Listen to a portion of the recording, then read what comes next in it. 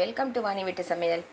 இன்றைக்கி பார்க்க போகிற ரெசிபி வந்து ஆந்திரா கோங்கூரை துவையல். சூப்பராக இருக்குங்க. பச்சடி, ஆந்திரா கோங்கூரை பச்சடி ரொம்ப நல்லாயிருக்கும். இது கோங்கூரை வந்து 2 சின்ன கட்டு 2 வாங்கியிருக்கேங்க. அதெல்லாம் க்ளீன் பண்ணிவிட்டு நல்லா கழுவி வாஷ் பண்ணி நல்லா இது பண்ணிவிட்டு ஈரமெல்லாம் ஃபுல்லாக தண்ணி வடிஞ்சிட்டா போதும். ஈரமெல்லாம் காய வேண்டாம். அந்தளவுக்கு தண்ணி வடிஞ்சிட்டா போதும். எண்ணெய் நிறைய ஊற்றி நல்லா வதக்கிக்கணும். எண்ணெய் நிறையா சேர்த்தா தான் இந்த துவையல் சூப்பராக டேஸ்ட்டாக இருக்குங்க. இது நல்லா தனியாக வதக்கி வச்சுக்கோங்க. அப்புறமா ஒரு கடாயில் 2 டீஸ்பூன் தனியா, 1.5 டீஸ்பூன் ஜீரகம், 1/4 டீஸ்பூன் வெந்தயம், 1/4 டீஸ்பூன் கடுகு. இது பாருங்கள், இதெல்லாம் எடுத்து வெறும் வானலில் நல்லா வறுத்து வச்சுருக்கேன். இது பாருங்கள், இது சத்தம் வரணும். காஞ்ச மிளகா நம்ம காரத்துக்கு எவ்வளோ வேணுமோ அந்த காஞ்ச மிளகா எண்ணெய் போட்டு நல்லா முறுமுறுன்னு வறுத்து வச்சுக்கோங்க. கொஞ்சம் தேவையான உப்பு. இந்த மசாலா மட்டும் மிக்ஸி ஜாரில் பவுடர் பண்ணி எடுத்து வச்சுட்டா போதுங்க. திரும்ப வதக்க வேண்டிய வேலையே இல்லைங்க.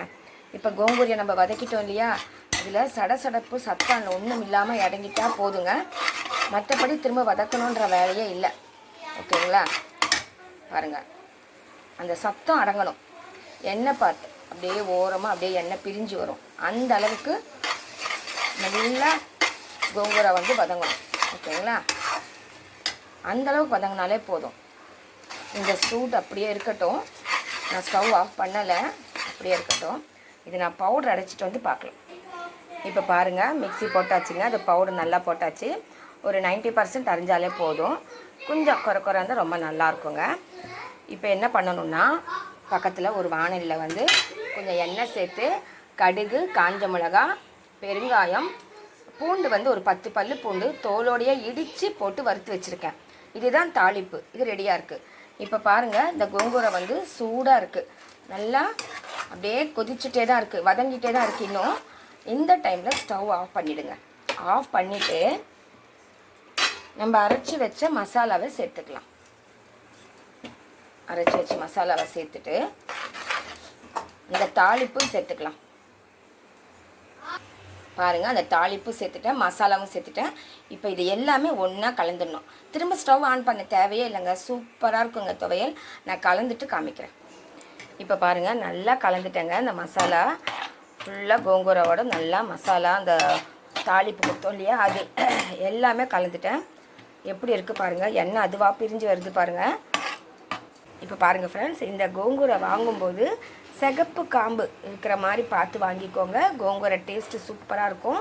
அப்படி அந்த கோங்கூரை கிடைக்கல, பச்சை கலர் காம்போடு இருக்கிற மாதிரி தான் கிடைச்சிது அப்படின்னா, கொஞ்சமாக சும்மா இந்த அளவுக்கு புளி எடுத்து வச்சுக்கோங்க.